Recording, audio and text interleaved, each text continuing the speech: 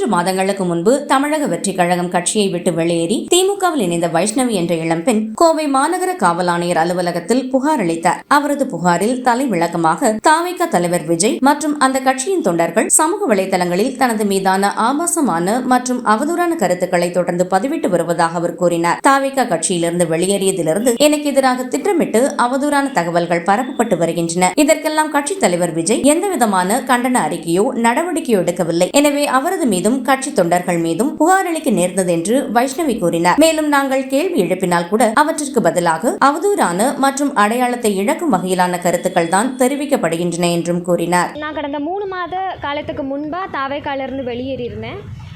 தாவேகாலிருந்து வெளியேறின சமயத்திலிருந்தே தொடர்ந்து தாவேகா தொண்டர்கள் ஆகட்டும் ரொம்ப அஃபென்சிவான கமெண்ட்ஸ் தான் போட்டுட்ருக்காங்க. ஆபாசமாக சித்தரிக்கிறது, மார்ஃப் பண்ணுறது, தேவையில்லாத அவதூறுகளை பரப்புறது, இந்த மாதிரியான ஒரு செயல் தான் தொடர்ந்து நடந்துகிட்டே இருக்குது. நான் வெளியேறின காலம் தொட்டே நானும் வந்துட்டு தாவேகா தலைவர் திரு விஜய் அவர்கள் ஏதாவது ஒரு அறிக்கை வாய்மொழியாகவோ இல்லாட்டி வந்துட்டு அறிக்கை எழுத்து வடிவிலையோ கொடுப்பாரு அப்படின்னு நானும் எதிர்பார்த்துட்டே இருந்தேன். இந்த 2 மாத காலமாக அவரும் எதுவும் கொடுக்குற மாதிரி தெரியல. எனக்கு இதுக்கப்புறமும் அவர் கொடுப்பாரு அப்படிங்கிற நம்பிக்கை இல்லை. அதனால தாவேகா தலைவர் திரு விஜய் அவர்கள் மேலேயும் அவரோட தொண்டர்கள் மேலேயும் கம்ப்ளைண்ட் ஃபைல் பண்ணியிருக்கேன் இன்றைக்கி கமிஷனர் ஆஃபீஸில்.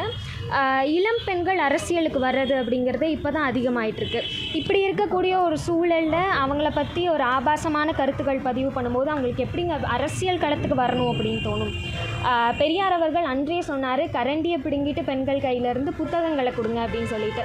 இவங்க மறுபடியும் வந்துட்டு கரண்டியை கொடுக்கக்கூடிய ஒரு நிலையை தான் தாவேகா தொண்டர்கள் ஆகட்டும் தாவேகா தலைவரும் வலியுறுத்துறாரோ அப்படிங்கிறது என்னோட கருத்து. நிறைய இடங்களில் தனிப்பட்ட நபர்கள் ஒவ்வொருத்தங்களும் யார் தாவேகாக்கு சப்போர்ட் பண்ணுறாங்களோ அவங்க எல்லாருமே எங்களோட விர்ச்சுவல் வாரியர்ஸ் தான் அப்படிங்கிறத தெளிவாக சொல்லியிருந்தார். அண்ட் நான் அவர் கட்சியிலேருந்து வெளியேறின காலம் தொட்டு நிறைய பெண்கள் ஐடியாலஜிக்கலாக நாங்கள் ஸ்டாண்ட் எடுக்கிறோம் அப்படிங்கிற பட்சத்துக்கு அவங்க ஆப்போசிட்லேருந்து நாகரிகமான ஒரு அரசியல் விவாதத்தை தான் நாங்கள் எதிர்பார்க்குறோம். ஆனால் அது இங்கே நடக்கிறது இல்லை அப்படிங்கிறது தான் உண்மை. ஸோ அதை கண்டித்து அவர் விர்ச்சுவல் வாரியர்ஸ் மேலே அவர் ஏன் ஒரு அறிக்கை கூட வெளியிட மாட்டேங்கிறார் அப்படிங்கிறத எங்களோட கேள்வி.